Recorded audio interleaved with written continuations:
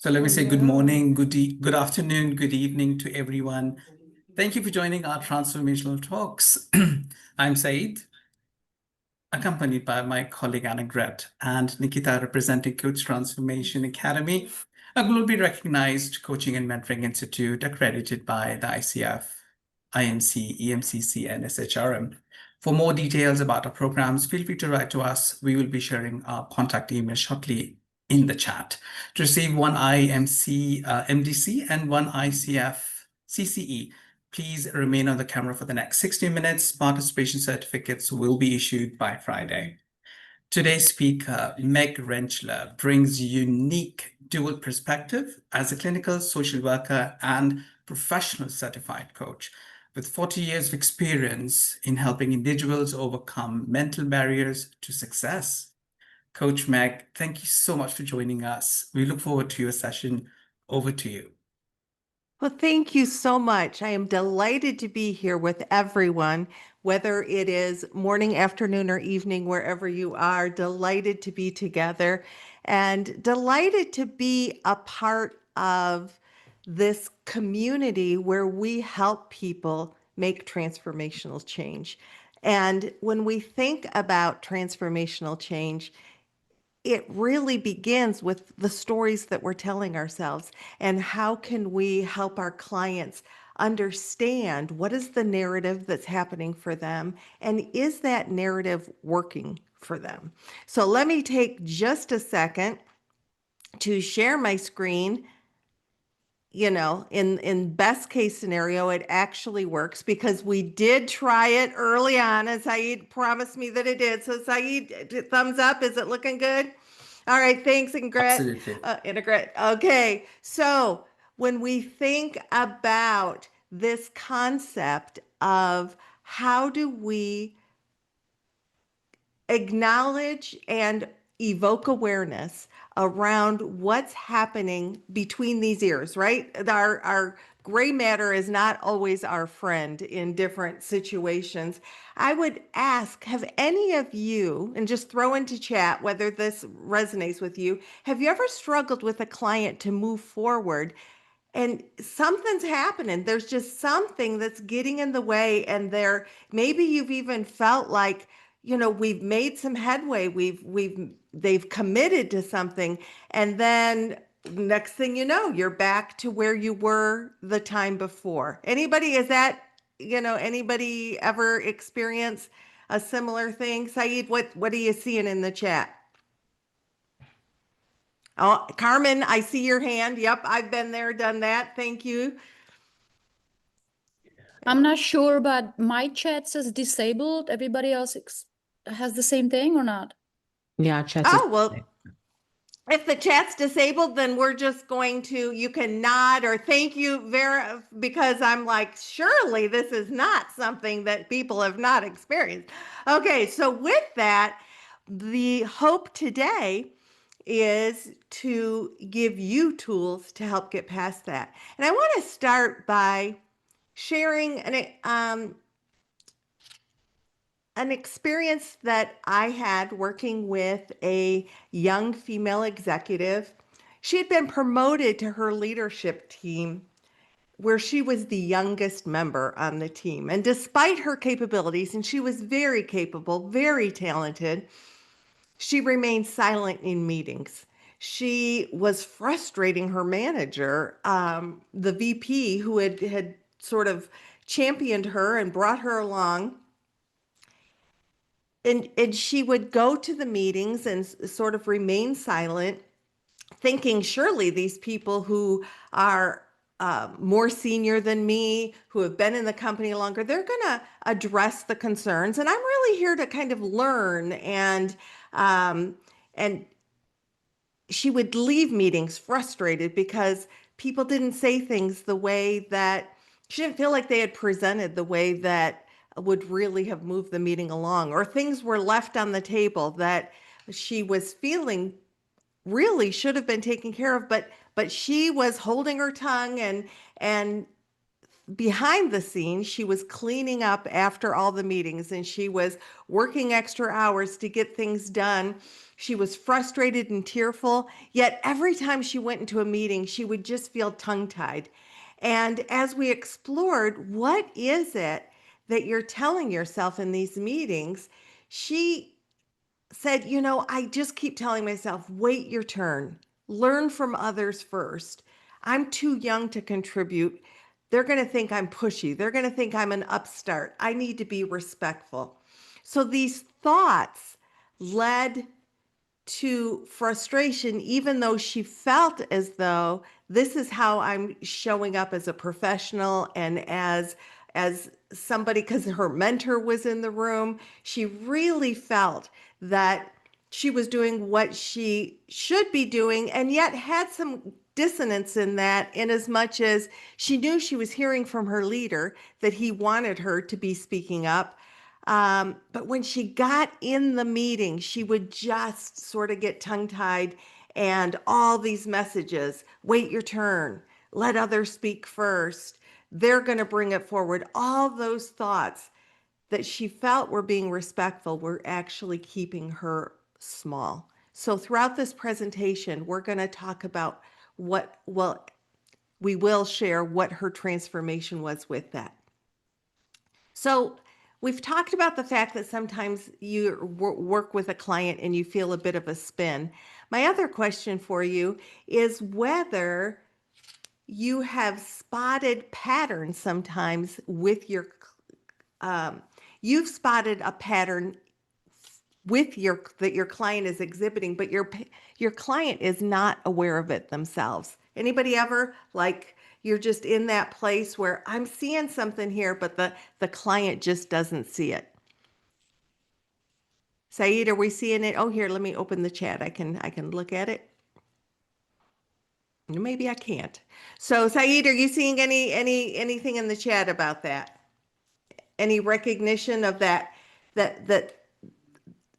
behaviors are being exhibited that the Not at the client just moment. doesn't recognize? Between, Hmm? yeah. We've got some yeses coming in. Saw similar Okay. patterns by Prashant. Some more Okay. yeses coming in. Excellent. Okay. So let's talk about that. What are we going to do today, realizing that in order to help our clients create transformation in their lives, we've got to deal with those patterns of thought. So we're going to recognize signs of cognitive blocks. We're going to explore techniques to apply and help our clients overcome those blocks. We also want to develop self-awareness for how are we showing up as a coach, and what's happening between our ears that could conceivably get in the way of really helping our clients create that transformation.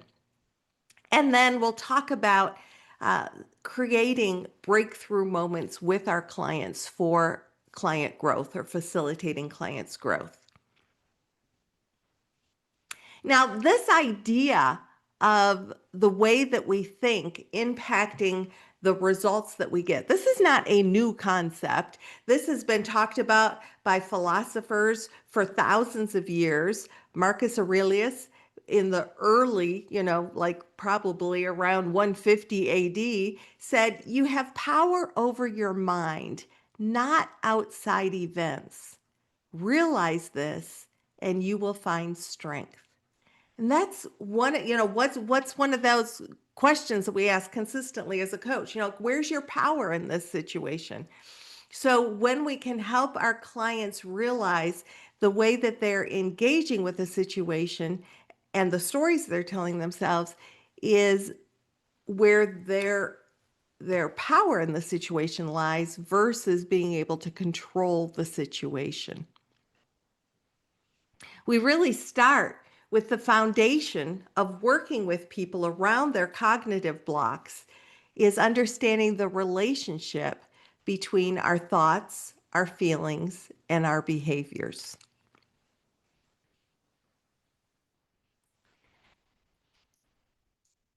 We really want, and I'll tell my coaching students all the time, but I also, myself am in that place of create depth before you go to action. When those behaviors are visible. They're the things that we see right above the water. But the thoughts are the things that are driving those and that are hidden below. We've here, the thing beneath the thing, really addressing what's going on. So our cognitive blocks, if we just rush to action, or, the client talks about whatever the situation is that they're bringing, and we're quick to say, so what are you going to do differently? That's going to miss being able to create the depth of what possible stories are they telling themselves? Where are those blocks? So we want to facilitate clients' growth through action. The power of the transformation comes in staying curious and exploring and going deep before we move forward.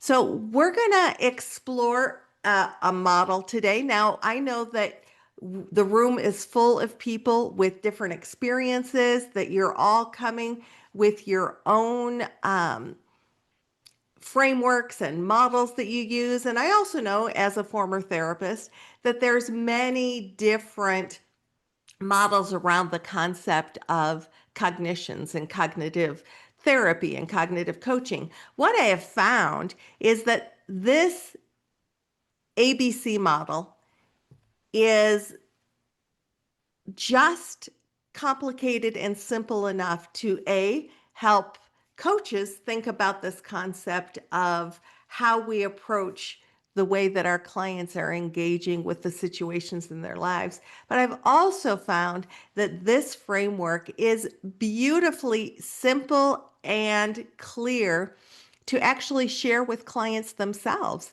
If you're in that place of sharing knowledge, sharing tool, this is a great tool because it's a framework for understanding how we're emotionally responding to stress or adversity. And it also is a beautiful way to explain why different people react differently to the same situation. And we start with the fact that the A represents the activating event, and that's the actual event, without any of the interpretation, without any of the evaluation on it. It's actually the actual event, and we'll share an example of that in just a second. When an event occurs, we are immediately, it passes through our brain in a microsecond. And that's where our beliefs, thoughts, and evaluation of the event, that's where we engage and put an interpretation on the event, which ultimately ends up leading to the consequences of that, the emotions and the behaviors that we respond with, or that our clients respond with. So the challenge comes in is that often, as human beings, an event occurs and we believe that this event made me feel this way or made me behave this way. It's like giving all the power to the event. So I got an email from my boss. It made me anxious, and I began engaging with my coworkers. Did you get an email from Fred as well? And all this, my cheeks get warm and my blood pressure goes up, and I'm telling myself all these stories about it. But all I think is, this email made me feel this way. Where our power comes in as coaches, and what we want to help our clients realize, is that if they want to change the way they're behaving and the way that they're feeling, the secret to that lies in B. We don't circumvent B. B is where all of our energy and our decision-making power comes in. It's also the place that we as coaches want to help our clients evoke awareness about. David Burns, one of my favorite quotes about working with people around the way they think is helping them understand you feel the way you do right now because of the thoughts you're thinking at this moment. So just think about that. I feel the way I do right now because of the thoughts I'm thinking at this moment. If I don't like the way I'm feeling right now, perhaps it's time to really get clear about the things I'm telling myself, the things I'm thinking. And that actually is where, in this ABC framework, we can help our clients zero back into when that particular thing happened.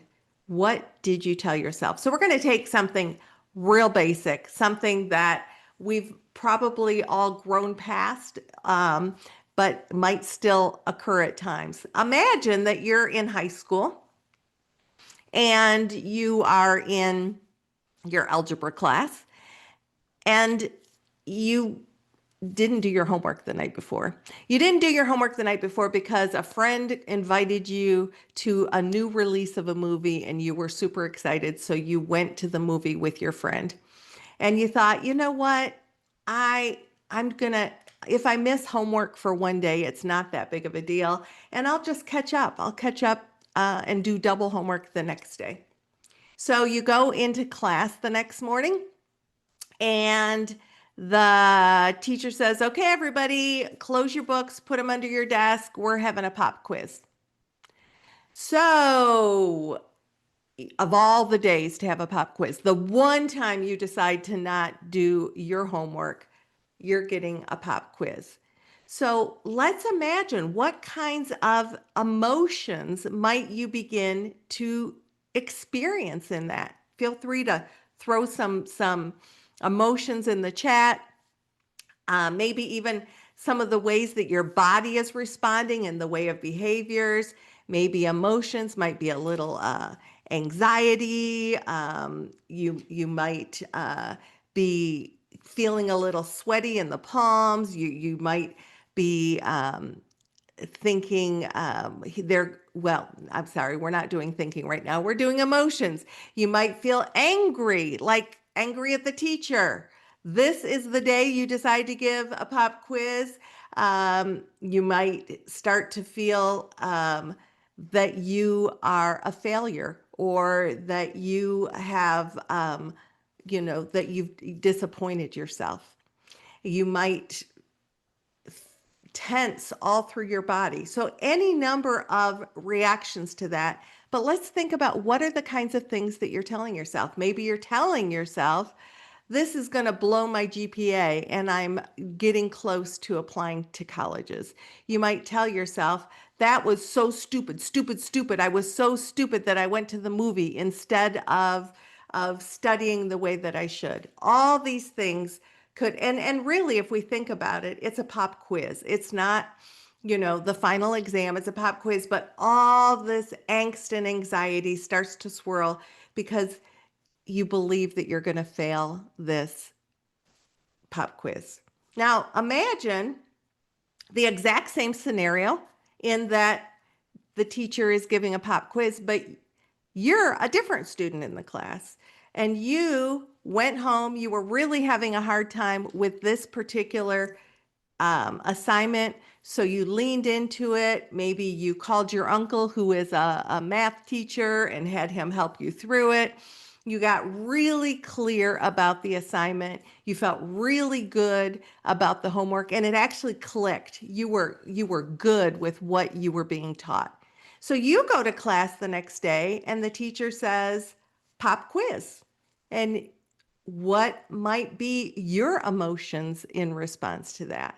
Maybe inside you're doing a little happy dance. You're excited that you're going to be able to potentially do very well on this test. So you might sit up straighter and own your space and get ready and sharpen your pencil and feel confident and ready and maybe even a little excited that this is a chance to really lean into your learning. So what would be the beliefs and the thoughts? That same situation, but different evaluation. I believe that I'm going to do pretty well on this. I'm proud of I'm telling myself, good on you for taking the time to study for this. I'm evaluating the pop quiz very differently than my classmate. I'm having different bodily reactions. I'm having different emotional reactions. Well, the pop quiz was just a silly example, but I want you to apply that to the things that your clients experience. And the fact that the activating event there is just the pop quiz. It is a neutral event. And the power of the ABC framework is that when we can help our clients understand that every event, now that doesn't mean that bad things don't happen or that our clients aren't faced with challenges, but when we can strip the event down to just the facts, what is the actual event that occurred? Then we can begin to say, when that happened, what were you telling yourself? What were the thoughts that were going through your mind at that moment? And the thoughts are the things that come through in milliseconds, and the power that we as coach partners can do. The very first step is increasing awareness about what is that thing that just went through my mind. Now, what's beautiful about this is that the whole concept of coaching is that coaching transforms our thinking. So, what a beautiful pairing to increase awareness about the stories we're telling ourselves, because as we help our clients explore their thoughts through dialogue, that's what we do as coaches. We're helping our client, we're asking questions, we're exploring with them, we're hearing things that maybe they don't hear because they're in the weeds of their life, they're in the moment, they're dealing with the events that are being handed to them on a daily basis. So, coaching, when we help our clients think with greater clarity, when we help them go deeper, those thoughts become more accurate because we're holding them up and we're examining them. And that is a beautiful thing, because each and every human being has something called automatic thoughts.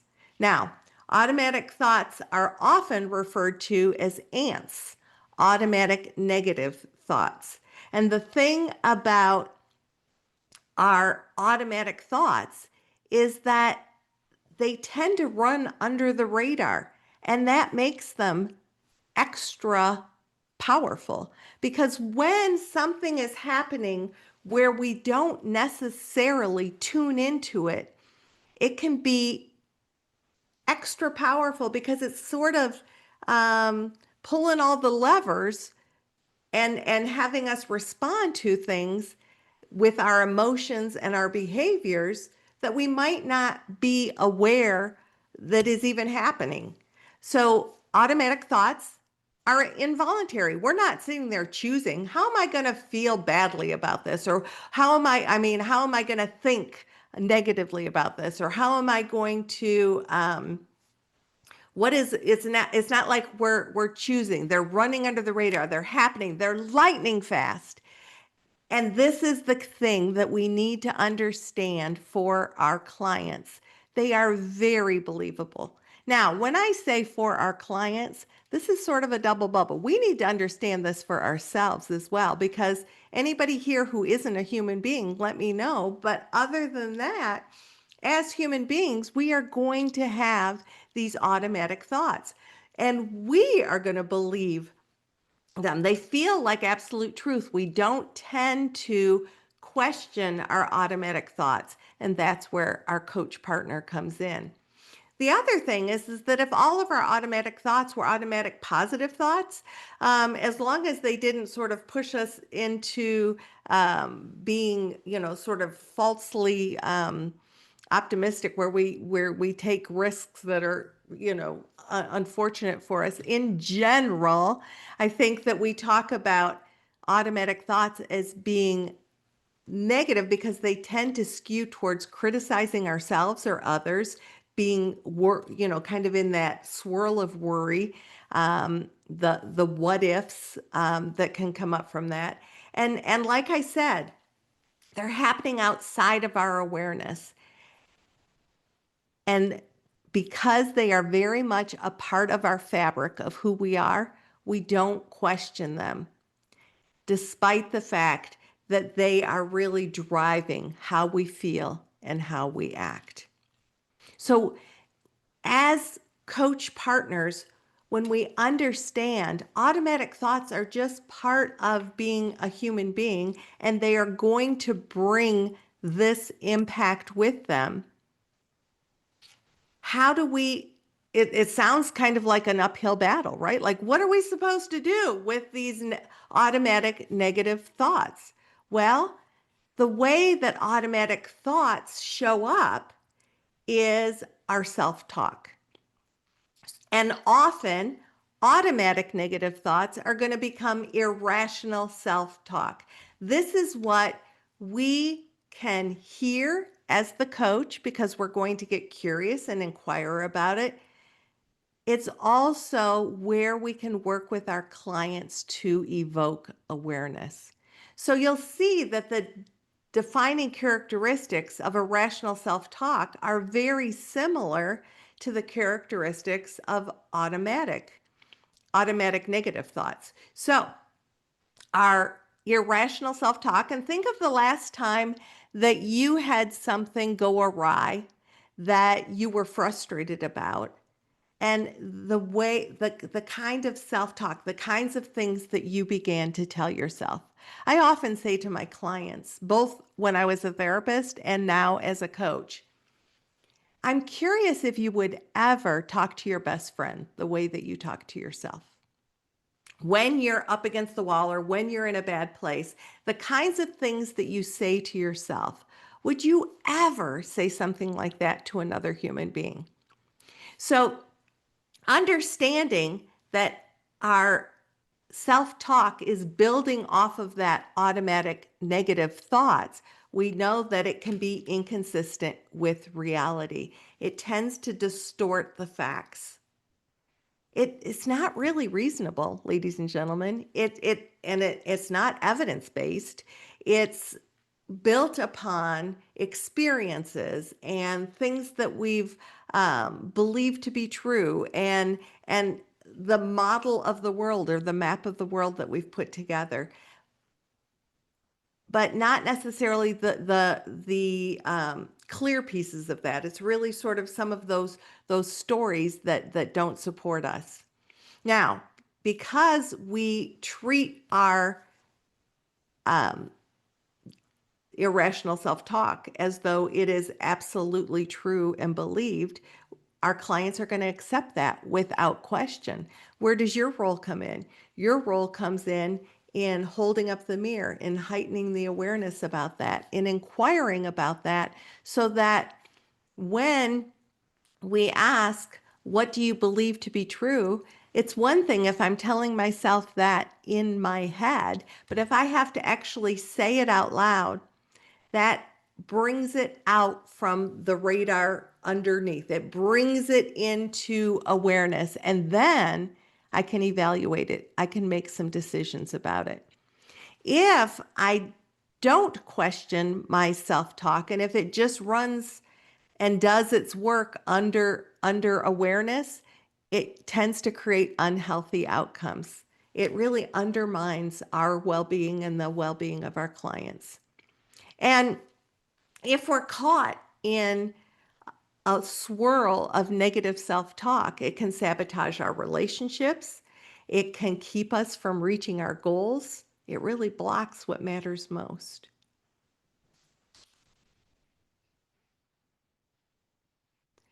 So let's now lean into your power as the coach. But before we do that, I would like to just get a reading from the room. I'm gonna pull up your faces here and just get a little bit. Is this resonate? Does this make sense? You guys can nod because I can see your little faces. If you're not, I mean, is this like, or am I the only one in the room that's ever experienced negative self-talk? Does this, I'm hoping that this lands on both you and on the work that you do with your clients. We need to be aware of both, that that this is very much part and parcel of being a human being. And it's not as though you need a magic wand to help your clients work on this. The reality is the power to counter negative self-talk is exposing it. It's throwing those doors open and putting some light on it and pulling it out to look at it and examine it and determine, is this working for me? Is this really helping me reach my goals? Is this story that I'm telling myself, is there even any evidence to support it? So your coaching superpower is to do exactly what you do as coaches, which is to elicit, to get the light onto that story that the client is telling themselves. We want to use our inquiry. And this is the key element when we think about patterns of thought and we think about helping our clients raise their awareness of their patterns of thought. What is absolutely key is that we stay in a place of genuine curiosity, no judgment, no sort of I know better than you kind of thing. We'll talk about that again in a second. The music that goes with our words is absolutely key when we're inviting somebody to examine their thoughts. If we use when we use inquiry, when we offer a reflection back, holding up that mirror of what we are hearing, it is so key that we do that in a way that invites exploration and not judgment or criticism.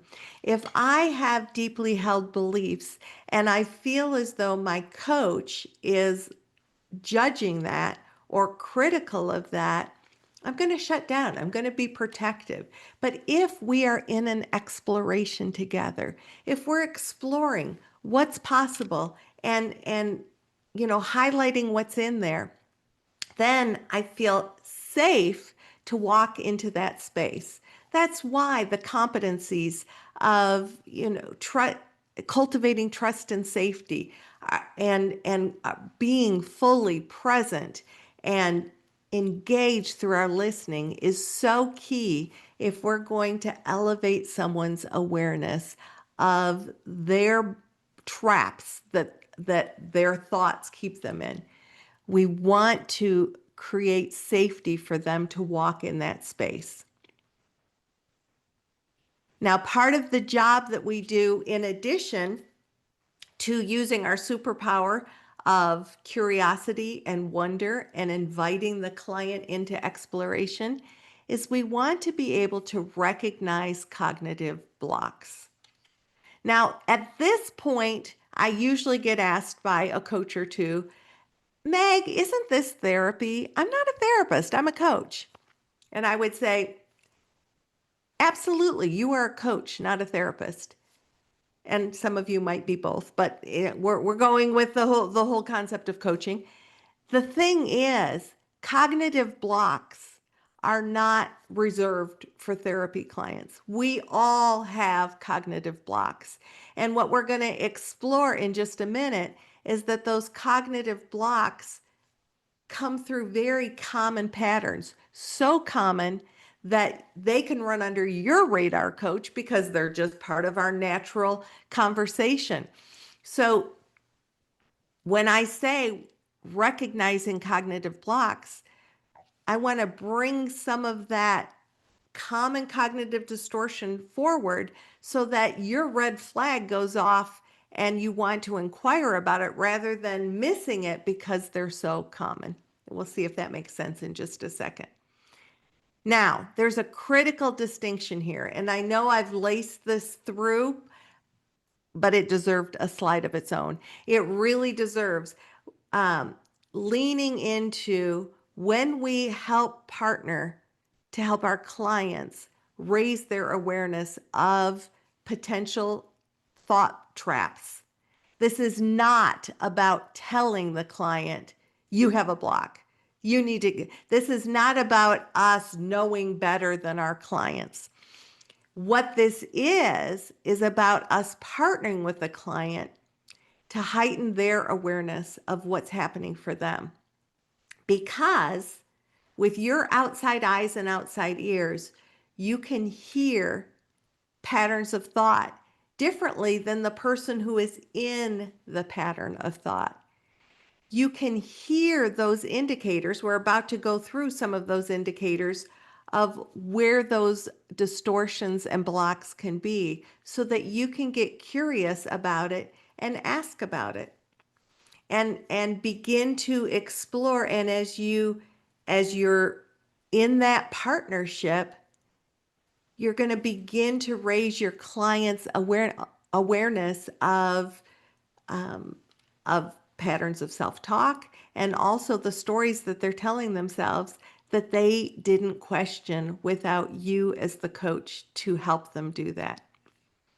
So there are many cognitive distortions, and as a whole, I'd say that there's probably a solid 13 or 14, but I pulled a few of the most common, and this is great work. There's actually, if you're looking for, I shared a quote earlier from Dr. David Burns. He was the one that said, if you feel the way you feel right now because of the thoughts you're thinking right now.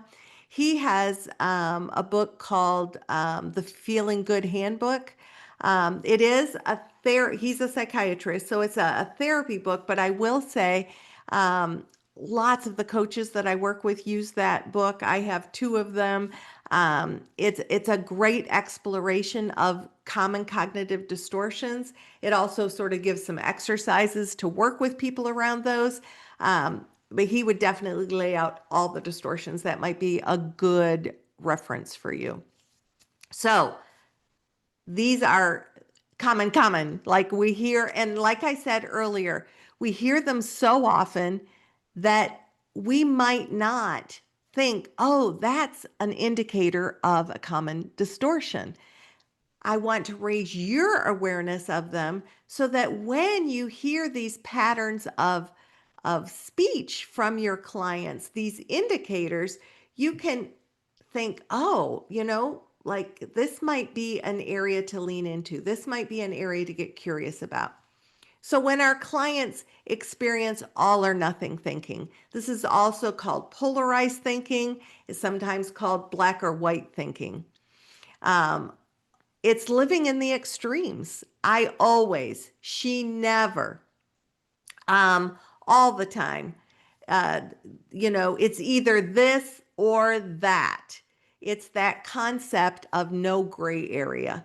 It is one side or the other. And so, I might say to my client, it seems as though I might be hearing some black or white thinking.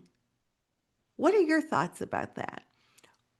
And often the client I've literally had clients like go back in their chair and say, oh my gosh, you're exactly right. It's this or that. And then we can begin to explore what might be in the gray area. Catastrophizing happened to be my favorite pattern of thought when my children were growing up, particularly when they first got their licenses, right? If they were 5 minutes late, or if they were, they weren't where I thought they were going to be or whatever. So it is going to the worst case scenario, going to, oh my gosh, they must be in a ditch somewhere when actually they stopped to get gas or something. So catastrophizing, going to worst case scenario. This is going to be a disaster. This is going to be awful. The thing about catastrophizing is that a catastrophic, fertile imagination, the what ifs that can go along with that are never ending. So when a client is catastrophizing and looking at worst case scenario, what we often want to do is once again, if we were to think about the ABCs, but what actually happened? What's the actual event?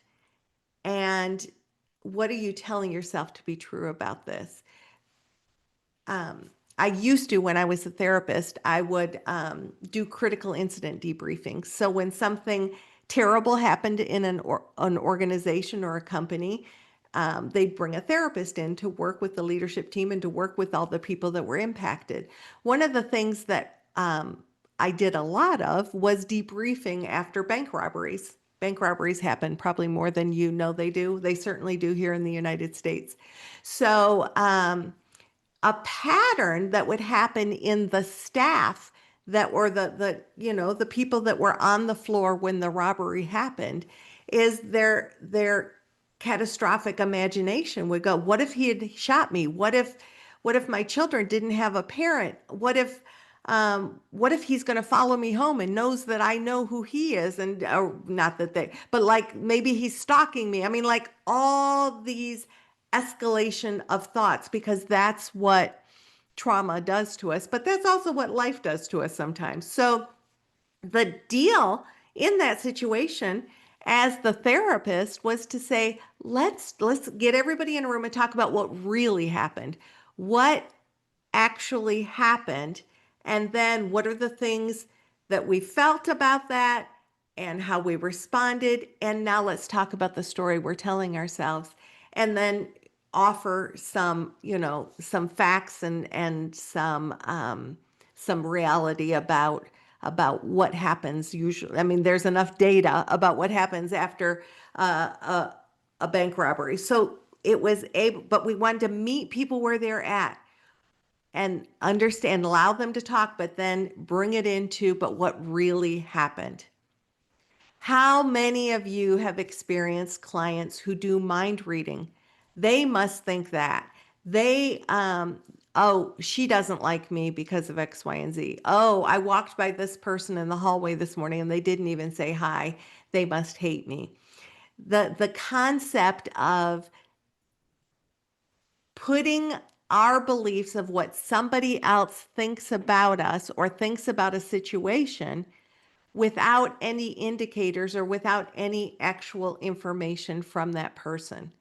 So mind reading is when you hear your client say, well, she thinks this, or he doesn't believe that this is going to work. Well, how do you know that to be true? Should statements. I mean, there are should statements flying left and right. I should do this. They should do this. They ought to do this. They must. It's these tight rules that we apply to ourselves and others. Now, sometimes there's reasons for those rules, but often it's a judgment or a extenuation of how we believe about somebody else. And then overgeneralization, taking one event and making it a pattern of events. Oh, that's never going to work because it didn't work back in 1999. So hopefully, as we're talking about these common cognitive distortions, you begin to see yourself in some of them, and you also recognize your clients. What do we want to do with that? Our role is to help expand the client's lens. Our clients come into a session looking at things a particular way, and it tends to be often that lens is pretty small. Well, when my lens is small, I can only see so much. As we begin to use our inquiry and explore what else could be possible, and then we widen the client's lens, what fits in that more possibility, more options, more choice. So we ask them, what are you telling yourself about this? How is that thought impacting you right now? What else could be true? Donna Zajan, who is a master certified coach and has a couple books and is brilliant, she says to ask the what else could be true question 3 times with curiosity, with openness, because as we begin to hear, well, what else could be true? Well, this could be true. Okay, well, what else could be true? What it begins to show is that often it's all made up. The things that we're telling ourselves, many things could be true. And then what are we going to lean into and what are we going to build and create? Client, what do you want for yourself in this situation? Asking what's most important to you in this situation. Perhaps saying, what part of that statement is prediction? Or sometimes I might say, what part of that statement is fact? What part of it is assumption? And we're in that place of exploring. Obviously, anytime we explore with our clients, we want to have that rapport and relationship built, and for our clients to know that we have their best interests at heart. This exploration and inviting them into the exploration is what begins to expand that lens.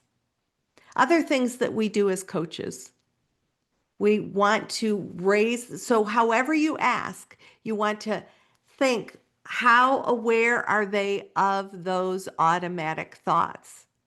So if we know that the automatic thoughts are running under the radar, take time to explore and raise your client's awareness of what is the thought behind the feeling. What is the thing that you thought before you began to feel anxious?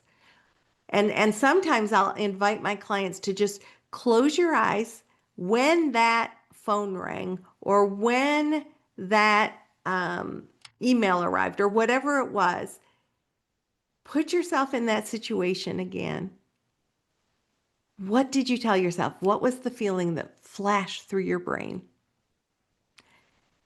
Don't be surprised if your clients are sometimes surprised at the thought that flashed through their brain, but that's you helping them evoke awareness.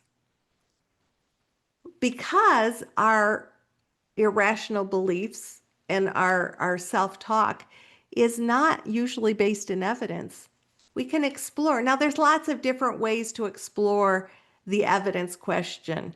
But I put it out there, like what evidence either supports that or contradicts that. And then invite them to reframe. Invite them to look at it potentially through another lens or through another perspective or another direction. Explore the impact of thoughts. How is the thought serving you? How is that thought impacting you? What is it costing you? Ultimately, our hope as coaches, as human beings, is that we begin to evoke our own awareness. We help our clients evoke awareness that impacts our thinking, and that our self-talk turns from that irrational negative self-talk into rational self-talk. Talk that is based more on evidence and facts. It's grounded in reality. It's more logical and reasonable, that when we think about what leads us to believe, there's sound reasoning behind that. That we can be more flexible. We can respond in the moment. We can realize that often situations are complex and there's a lot of gray area between the black and the white. And as we become more grounded in our self-talk, that leads to healthier outcomes. It supports more emotional well-being. And when we're more grounded and healthy, that helps relationships be healthier, and we can see our goals clearer, and we can create paths towards those goals more clearly. So do you remember my client at the beginning that we talked about the fact that she was holding herself back, and the messages that she was giving herself were, wait your turn. You're too young to contribute. They'll think you're pushy or an upstart. After we began to expose what it was, because she didn't really realize she was telling herself that, she was responding behaviorally to that. She just knew she was tongue-tied. So we exposed those beliefs and that they were keeping her small. And the shift over time working together was that she replaced that narrative. And she came up with this narrative on her own. My contributions are valuable, and I have a place at this table for a reason. And she wrote that in her day planner that she carried everywhere with her. And when she was in a meeting and she felt tongue-tied, she would lean into that message and step into speaking and sharing.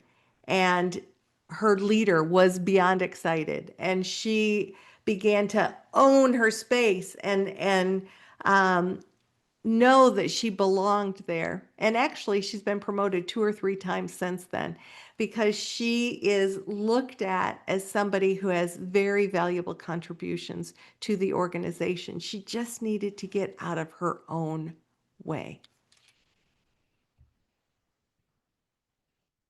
Now, I know we've only got a few minutes, so I'm going to go through what our blocks might be as a coach, and then I want to be sure to leave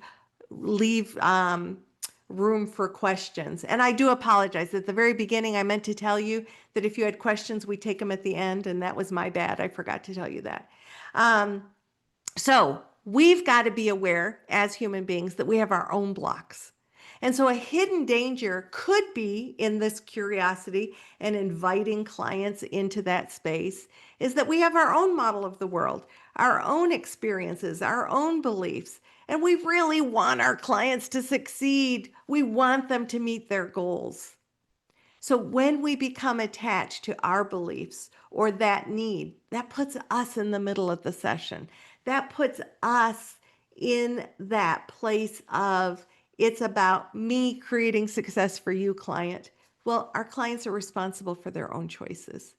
And so if we feel emotionally hijacked, if we feel like we're getting sucked into somehow creating that this is about my need, or that just like we've got to be aware, what are the thoughts that are influencing how we show up as a coach and how we feel in the situation, and ground back into the activating event, which is this is the client session. This is the client's journey.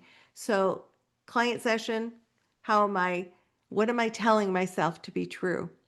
And so as if we're not grounded into that, we could move towards more directive coaching or determining what we believe the client needs to do. Acknowledge that, put it in the parking lot, remind yourself that this is the client's journey, and how can you partner with your client to get there. Some self-reflection questions you might ask yourself. Whose agenda am I serving right now? What am I making this mean? Where am I attached to a specific outcome? And anytime I get attached to a specific outcome, once I tune into the fact that that's the case, I just tell myself, okay, Meg, that's something that they could do, or an outcome that might end up happening. But what can I learn from them about where they want to go, and what's the journey we're going to take together? So I acknowledge it, put it in the parking lot, and get back to being curious. Tap into what belief of mine is getting activated, and then what do you need to do to emotionally regulate that? We want to help our clients create breakthrough moments. So that breakthrough formula is to honor their autonomy. They are the experts in their lives. We want to invite exploration, not instruction, not telling them what they need to do. Acknowledge that those patterns of thought are there for a reason. Often it's self-preservation. So these patterns have had purpose over time. There are times that we have believed things to be true that have been true, but then we've grown past them, or they're no longer true, but we're still holding on to them. So acknowledge that everything that happens within us happens for a reason. And part of evoking awareness is maybe helping our clients realize, oh, that might have been there for a reason at one time, but I don't need it anymore. And be open to new possibilities. Help your clients be open to new possibilities. It doesn't matter what path they choose, as long as they are doing so through that exploration, through new awareness, and through a widened lens that you help them get. Our stance as the coach, we can't come from a place of knowing. If we know, we're going to shut our client down, because the reality is we don't know. We hear things, we hear indicators, so we hold that space for transformation through exploring. Okay, I'm hearing something that is interesting, or I'm hearing something that might indicate a blocked thought or a trap or a thought that's not working to serve the client. But I don't make that judgment. I just explore it and hold that place for them to get their wings. You know, the whole concept of coaching is that hopefully we're creating transformational change rather than transactional change. True transformation happens when we allow our clients to become aware of the thoughts that are creating their reality. And if those thoughts are creating a reality that they don't like, what options do they have to think differently and to create a different result? I just encourage all of you to be the partner who helps the client see what they cannot see alone. That is, you know, I can't always see my patterns. I can't always see where I block. But boy, when I have my coach who does that, or sometimes my husband does that, it is incredibly beneficial. So thank you for your time and your energy and your focus. I would love to be here with all of you, see how this landed on you, and Saeed, explore what kinds of questions we might have gotten in the chat. Thank you, Meg. I see that I've shared, your social media handles on the chat, so people can reach out to you for questions. We have just 1 minute. Maybe you can accommodate one question quickly. Yeah. Somebody could raise the hand, please. I've wore them out, Saeed. There we have Prashant. Prashant, quickly. Prashant. Yeah, hi. I'll make this quick. So I was going through your presentation. It was very interesting. Thank you for your time. What if while coaching one of my clients, I actually identify one of the problems that you pointed out to myself? At that point, do I stop, reflect on myself first, and then come back to the client? Or So for clarity, you notice that something is coming up inside of you during the coaching session. yeah, something And you're similar. wondering whether you can stay present with the client while you've got your own stuff going Exactly. on? Exactly. Okay, good question. So what I would encourage you to do is be tuned into that. If you've got something going on, sometimes we can emotionally regulate that, and we can be aware, like I can say to myself, oh, Meg, you just got triggered by something. Acknowledge it, put it in the parking lot. So what I mean by that is often if I just acknowledge, okay, that hit a trigger for me, but I'm here right now with Carmen. Let's say this is Carmen's time. This is Carmen's focus. I'm going to completely lean into Carmen, but I know that I'm going to go back and revisit that for myself. I actually have an episode of the Star Coach Show that is called, I think, like your emotional compass. And it's 40 minutes. I go through different ways to emotionally regulate during a session. So I would encourage you to explore, if you're unaware of the Star Coach Show, it's a free podcast for all of you, all around the way we show up as coaches. And that episode might be super helpful. So I'm just wondering, Prashant, was that helpful? Thank you so much. It was helpful. Thank you so Thank much. you. Saeed, do you want me to take any more, or do you want us to say goodbye? I'm going to leave it up to you, and I'm happy to answer questions through any way. Tabassum, let's make it quick and then we'll say goodbye. Okay, just sorry, Tabassum is the last one. really quickly, thank you for an amazing session. I'm going to go really quickly here. Because you talked about getting the client to identify that the thought that was going through their head, the automatic thought that's going through at lightning speed. Now that's in the emotional side, like the right brain side, and the rational side may not have any awareness of that, or their rational side may have that danger of they are focusing on one of those lightning speed thoughts, and they actually are unable to even have any awareness at any level of all of the others that have framed that. What do you do with that? That's a great question. So what I would say is, these are not one and done things, ladies and gentlemen. We don't flip a switch like all of a sudden I'm aware of a thought and my behaviors change and the way that I engage changes. But what I can say is that even if one thought becomes available, you can begin to explore the impact of that. You can begin to explore how they're responding to that. And we usually work with our clients over a period of time. We're going to begin to see patterns of thought. We can bring that back up again. What else? What else came up? Now, this is the other thing. Our clients, when we hold that space and we maybe even give them time to kind of breathe and think and sink back into that, more and more of those thoughts might begin to be aware. And then the final thing I will say is that as we work with our clients around their thoughts, if we invite them into keeping a thought log, you might sound like this sounds like therapy. We can do this as coaches too. If we've got a pattern of a particular situation, like my client who being in meetings created a pattern for her, invite them into, when you're in that situation, grab your thoughts and journal them. And what you're doing is increasing their muscle to being able to be aware of and tuned into their thoughts.